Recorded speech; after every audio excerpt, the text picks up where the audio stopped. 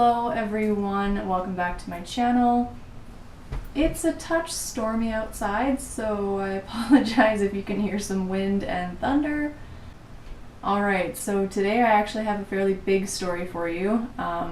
It's pretty well known in Canada, and it's taken me a while to get this written and filmed, simply because it is such a frustrating and heartbreaking case. And I'm sure you're going to feel similarly by the end of the video. Due to the nature of this case and the ongoing investigation, I just want to remind everyone to always be constructive and respectful in the comments to all parties, or any parties. Before we get started, I'd like to put a little disclaimer out there that this is a brutal murder, and some of the details I'll be describing are a bit gruesome, so please be aware of that going in. So without further ado, today we will be talking about the disappearance and subsequent murder of Kerrie Ann Brown. Kerrie was just 15 years old when she disappeared the night of Thursday, October 16th, 1986, from a residential street in Thompson, Manitoba. Her body was found 2 days later on October 18th, 1986, beaten to death. I've researched this case for a while and listened to the CBC podcast and read a bunch of articles, and I just feel such anguish for this family, or what's left of the family, and the fact that 33 years later they still have no answers. Kerrie's mother, Anne, suffered a severe depression after the loss of her daughter, and sadly passed away in 2002 without ever knowing what happened to Kerrie. Kerrie's father, James, and brother, Trevor, have suffered greatly as well in the ensuing years after her murder and struggle each day with this tremendous loss. Now, this is one of, if not the biggest cold case in Manitoba, and I'm really grateful to have the opportunity to share some information and get the word out there. I'm going to start with a bit about Kerrie's early life. Kerrie and her family moved to Thompson in 1974 when Kerrie was approximately 3 years old. Kerrie's dad referred to her as a 10 and just a wonderful young lady. Her brother and father recalled that she had a bit of a temper, but in the sense that she stood up against injustice. She would always stick up for her friends. She was known to be somewhat of a tomboy. Her father recalls that she would always borrow his shirts to wear, just rolling up the sleeves and tying them in the front. And her brother recalls that she was a bit of a prankster and was into all sorts of sports. It's evident that Kerrie was deeply loved and respected by her friends and family. I'll move on now to the night of her disappearance.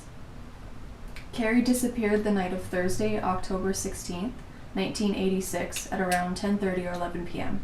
That evening, Kerrie had had dinner with her family, as she usually did, and around 7 p.m. her friend Ronna Tennant came over. The two got ready to head to a house party that was happening at a friend's house that night. It sounds to me as if Kerrie and Rhonda also met up with Nicole Zarodny, another of Kerrie's closest friends, before arriving to the party. The friend hosting this get-together was a young man by the name of Doug Crocus. Kerrie's group of friends, including Doug, went to the same high school by the name of R.D. Parker, and would often end up hanging out in Doug's basement. So, as the teenagers did not have school the next day, they all ended up once again in Doug's basement. Doug's house was located on Trout Avenue in Thompson, Manitoba. Doug had recalled that the evening was spent sitting around listening to music and drinking some beer. Doug did specifically recall that there was no one he didn't recognize that attended the party that evening. At one point in the evening, Kerrie and Doug had a bit of a disagreement, as Kerrie had wanted to leave the party, but Doug asked her to wait on the porch and to not go outside alone. Doug stated he wanted Nicole to walk home with Kerrie so that neither of them were walking alone, and it was presumed that Kerrie would stay with Nicole that night. Doug said he spoke with Kerrie at the bottom of the basement stairs before going to find Nicole.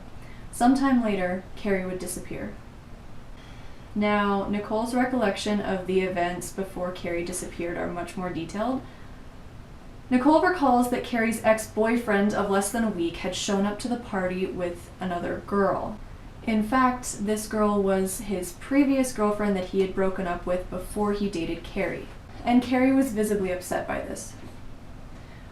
While there was no particular bad blood in this situation, Kerrie was obviously upset and wanted to leave. No altercation took place, nor were there any words exchanged between Kerrie and her ex or Kerrie and the girl. Nicole states that they had left the house through the back door, but that Nicole had forgotten her purse downstairs. Kerrie told her to go in and grab it, and they returned to the top of the basement stairs. Nicole had gone downstairs alone to retrieve her belongings, where she herself was confronted by an ex.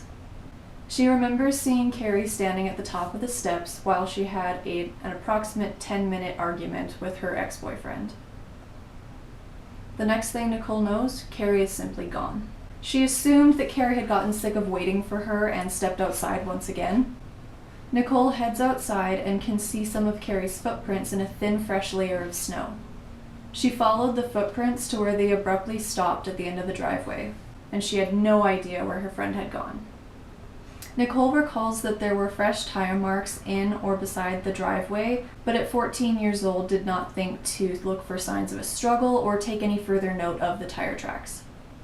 Nicole did end up walking home and searched the streets for Kerrie, calling her name, but reluctantly gave up and returned home as it was after her curfew.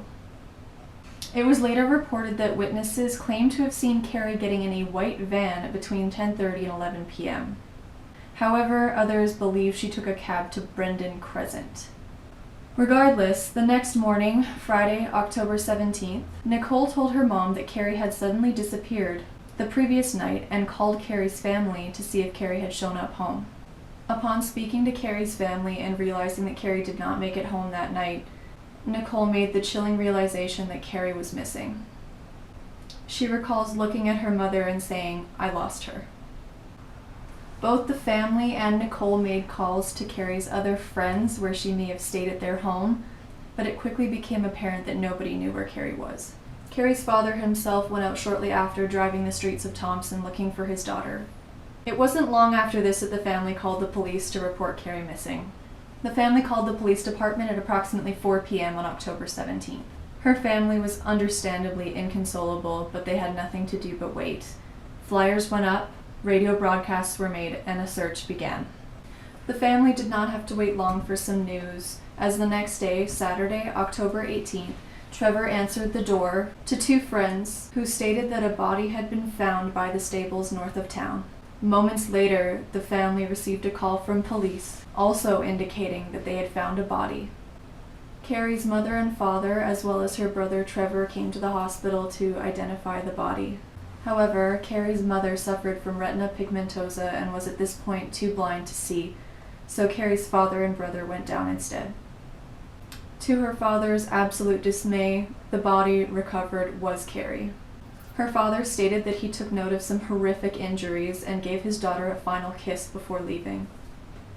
I can't even imagine how absolutely traumatic it must be to identify a loved one's body, especially that of your child.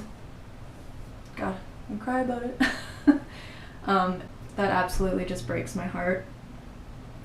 Now, let's talk a bit about the discovery of Kerrie's body. Kerrie's body was found by Donna Kovic on Saturday, October 18th at approximately 2 p.m. Kerrie's body was found on the opposite side of the Burntwood River, north of town, just off Mystery Lake Road. Donna and another woman were horseback riding when they came upon Kerrie's body. Donna had recalled that both of the horses became quite agitated before her friend spotted what appeared to be a mannequin. Kerrie's body was lying on a jacket with one arm up and the other down. She had been wearing a pink and black leopard print outfit with white socks. It was believed that Kerrie was murdered elsewhere and dumped at this site. It was immediately apparent that Kerrie had suffered a brutal beating, and police found bloody branches strewn around her body. Donna herself had noted that Kerrie's face was beaten and smashed in. She also noted it appeared as if one of her arms was broken. Kerrie had sustained multiple skull fractures as well as upper body contusions and lacerations. It was later discovered that someone had indeed sexually assaulted Kerrie and had likely bludgeoned her to death afterwards with the branches found surrounding her body. Some reports say that she was found nude, however, Donna states vehemently that this is inaccurate. It's believed that multiple individuals were involved in the murder of Kerrie Ann Brown, as it was reported that at least 2 male DNA samples were taken from the crime scene. Along with the tree branches, tire marks were found at the scene, as well as a red and blue air mattress and a black rubber car mat. These items were thought to be used for a vehicle to gain traction to flee the scene, as it was quite a swampy area. Everything found at the scene is still in evidence today. So, talking about the theories for this case will be a little different. This case is incredibly unique as a cold case because someone was actually arrested within a week of Kerrie's murder. A couple of teenagers had reported a green muscle car and a white van with headlights off leaving the same area that Kerrie's body was found in the night of October 16th at approximately midnight. This description of a vehicle led police to a 22-year-old by the name of Patrick Sumner. Sumner was charged with first-degree murder just 5 days after the discovery of Kerrie's body. A preliminary hearing was held 4 months later in February of 1987. After just 3 days, the judge concluded that there was not enough evidence to proceed to a trial. The hearing had found that Constable John Toast had mistakenly assumed that bloodstains were in Sumner's car, which the lab later concluded were in fact not bloodstains. As well, a t-shirt with blood on it had been seized from Sumner's home, which was later found to match Sumner's father and not Sumner himself nor Kerrie. While there was hair allegedly found in the vehicle, the judge felt it did not have the same identifying properties as a fingerprint, and therefore was not concrete evidence. Sumner maintains that that hair was actually found underneath the factory carpet of the vehicle, and was not Kerrie's hair at all. All in all, the Crown failed to establish a strong connection between Sumner and Kerrie's murder. As for other theories, I really haven't been able to find any further information on whether the RCMP have any further persons of interest or suspects in this case. RCMP Constable Jana Amaro, who is now in charge of the case, has not answered any specifics regarding the investigation. It seems as if they're still keeping everything really close to the vest. As DNA technology advanced, in 1996, the RCMP did state that they were able to create those 2 male DNA samples I spoke about earlier, with evidence taken from the scene. So they have those 2 profiles, but the constable has not said whether or not this has led them to another suspect in the case. Investigators have allegedly taken DNA samples from individuals close to Kerrie, as well as anyone connected potentially to her murder, but no new charges have been laid. Upon reading through some forums, I had seen a couple people state that because she was beaten with sticks and branches, that potentially this was committed by younger individuals. And I can see that having some merit, so I wanted to mention it in this video anyway. Potentially maybe they didn't have access to any other weapons.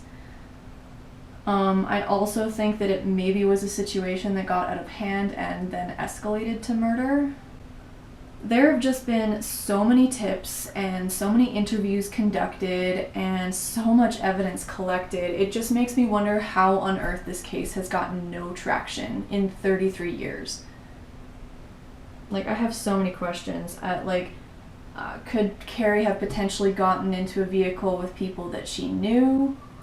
Maybe these people were not familiar to her friends and family. Since her footsteps ended at the end of the driveway, was she potentially walking and someone literally just nabbed her right off the street? And what other evidence is there, and where does it point? Or what came of the DNA profiles that they were able to construct? Were any other vehicles found matching the descriptions of the green muscle car and the white van, and who did they belong to?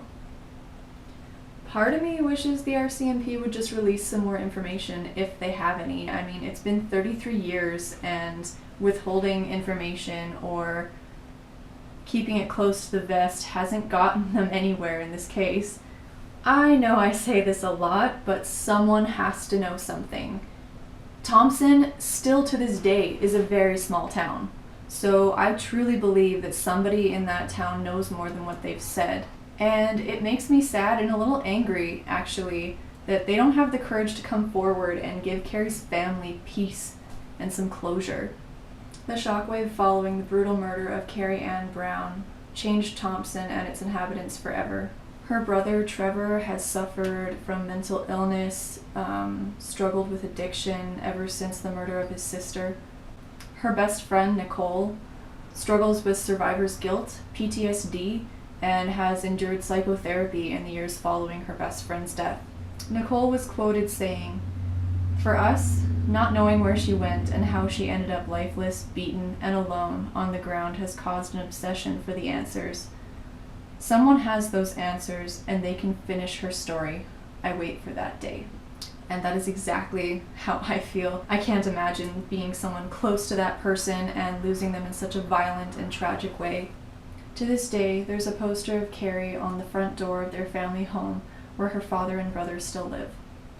Honestly, this case will probably stick with me forever. It's absolutely gotten under my skin, and I had to stop researching it twice because I was just getting too close to it, I think. And I often just think of Kerrie and her case and wish that there was more I could do. My heart goes out to her family and friends and everyone affected by this tragic loss. And I pray that they have some answers one day soon. It's been 33 years and this family absolutely deserves peace. So that's all I have for you today, guys. If you do have any further theories or some insights on the case, please drop them in the comments below.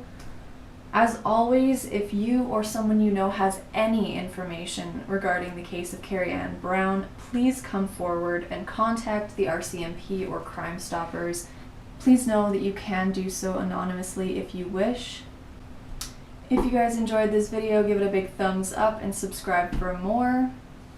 Thanks so much for joining me today, and I will see you next time. Bye, guys.